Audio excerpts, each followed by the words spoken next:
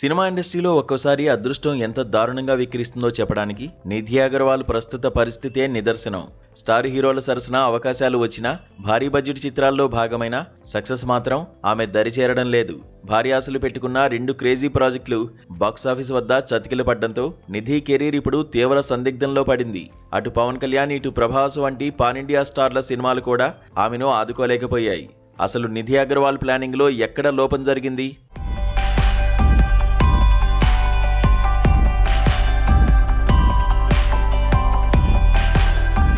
నిధి అగర్వాల్ కెరీర్లో అతిపెద్ద తప్పు హరిహర వీరమల్లు అని విశ్లేషకులు భావిస్తున్నారు.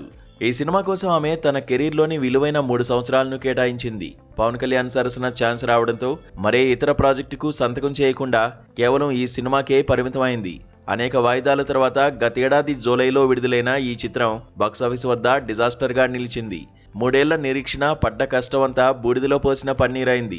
ఈ సినిమా ఫలితం నిధి ఆశలపై నీళ్లు చల్లడమే కాకుండా ఆమె కెరీర్ గ్రాఫ్ను ఒక్కసారిగా పడేశాయి. హరిహర వీరమల్లు ఇచ్చిన చేదు జ్ఞాపకం నుంచి కోలుకోకముందే నిధికి ది రాజా సాబ్ రూపంలో మరో గట్టి షాక్ తగిలింది. రెబల్ స్టార్ ప్రభాస్ నటిస్తున్న సినిమా కావడంతో ఖచ్చితంగా హిట్ కొడతానని ఆమె ఎంతో నమ్మకంగా ఉంది.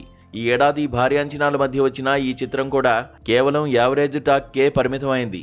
బాక్సాఫీస్ వద్ద ఈ సినిమా ప్రభాస్ రేంజ్కు తగ్గట్టుగా రాణించలేకపోయింది. దీంతో నిధి ఖాతాలో మరో పరాజయం వచ్చి చేరింది. వరుసగా 2 టాప్ హీరోల సినిమాలు ఫ్లాప్ అవడం ఆమె మార్కెట్ను బాగా దెబ్బతీసింది.